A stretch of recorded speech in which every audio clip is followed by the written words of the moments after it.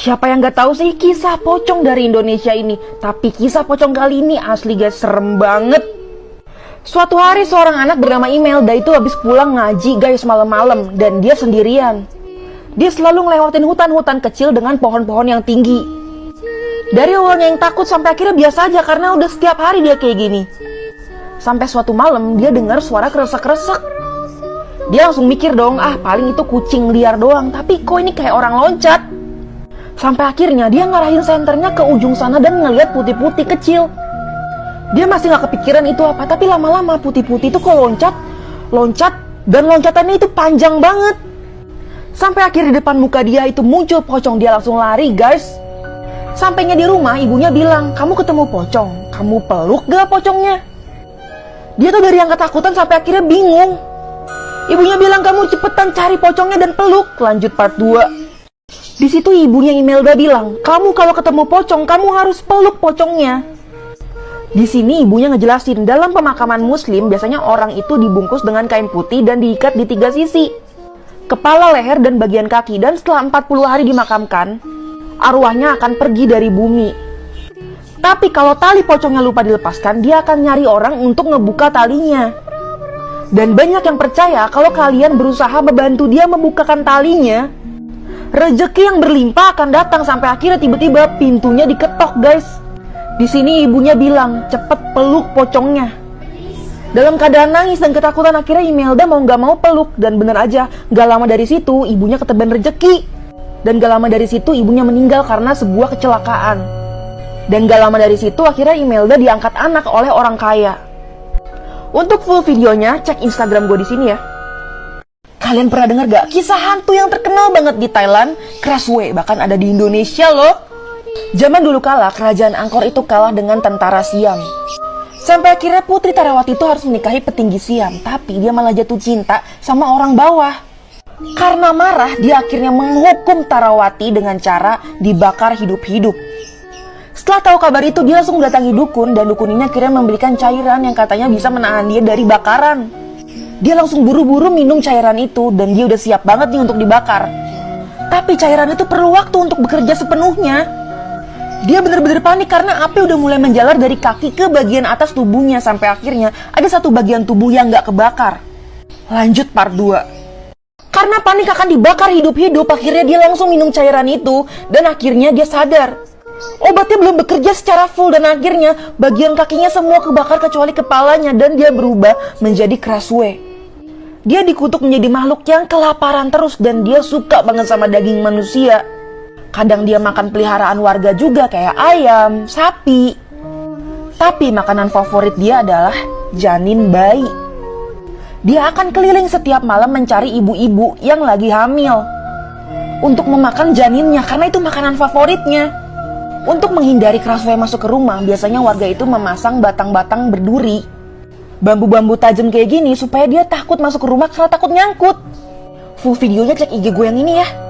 Pernah denger gak hantu yang ngeri banget asal Jepang yang kalau dia muncul selalu ngeluarin suara teke, teke. Jadi anak ini dan temennya itu Makoto lagi naik kereta malam-malam karena pulang larut malam gitu dari sekolah. Dan kebetulan emang mereka ketinggalan kereta dan tiba-tiba suasananya itu dingin karena tiba-tiba kosong. Makoto ini bilang katanya dulu di sini itu pernah ada arwah anak cewek yang kelindes kereta. Dan arwahnya itu jadi dendam banget, tapi dia langsung motong kata-katanya si Makoto ini. Jadi Makoto itu belum sempat cerita full, tiba-tiba ada suara teke, teke. Di ujung lorong tiba-tiba ada kayak celurit panjang gitu yang muncul. Dan tiba-tiba muncul sosok yang bikin mereka kaget banget karena itu adalah sosok cewek yang badannya hampir kebelah dua guys. Di situ mereka shock banget dan mereka langsung lari. Tapi pas diajak lari, tiba-tiba si Makoto itu pas ditarik tangannya udah dingin dan mukanya itu pucet. Lanjut part 2. Mereka kaget banget karena nggak dengar suara cewek itu ngeluarin suara teke, teke. Dia langsung panik dan narik temennya si Makoto ini untuk ke atas. Tapi tiba-tiba Makoto itu cuman bengong, matanya terbelalak. Terus dia badannya kebelah dua guys. Asli dia kaget banget. Di situ badan Makoto jatuh dan matanya itu melek ngeliatin dia.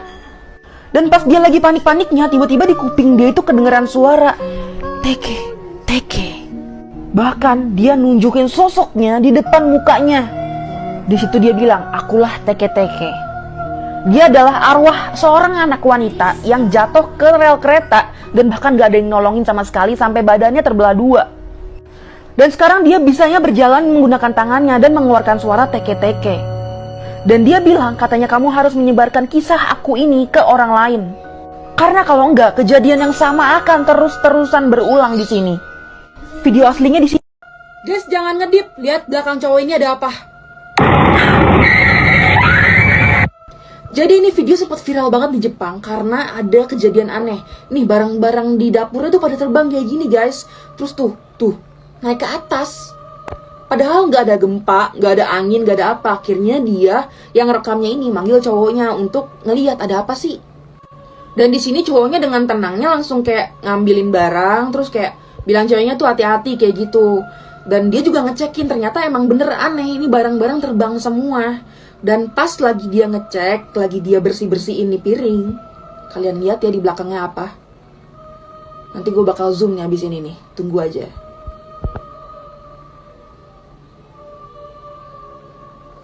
Tuh, ada kepala nongol guys. Katanya ini salah satu jenis hantu Jepang gitu. Serem banget gak sih? Tuh lihat. Guys, coba cek di rumah kalian ada lukisan yang kayak gini nggak? Ada anak kecil nangis, cowok kayak gini. Kalau ada, buruan cepet buang. Karena kabarnya ini adalah salah satu lukisan terkenal, yaitu The Crying Boy yang terkutuk. Dan ini terjual banyak banget kopinya guys, sekitar 10.000 kopi. Dan jenisnya macam-macam gambarnya. Tapi tetap sama, isinya kayak anak cowok nangis. Karena kabarnya di tahun 1985 lalu itu ada sebuah kebakaran rumah yang gede banget, menghabiskan seluruh isi yang ada di dalamnya, tapi kecuali lukisan yang di dalamnya, dan itu adalah lukisan The Crying Boy ini. Dan ini adalah percobaan iseng-iseng gitu dari BBC, ini coba dibakar, dan kalian lihat deh, yang kebakar itu cuman ujungnya aja kayak gini. Dan akhirnya lama-lama nih api padam sendiri, nggak bakal ngenain si The Crying Boy-nya ini, cuman ujungnya doang.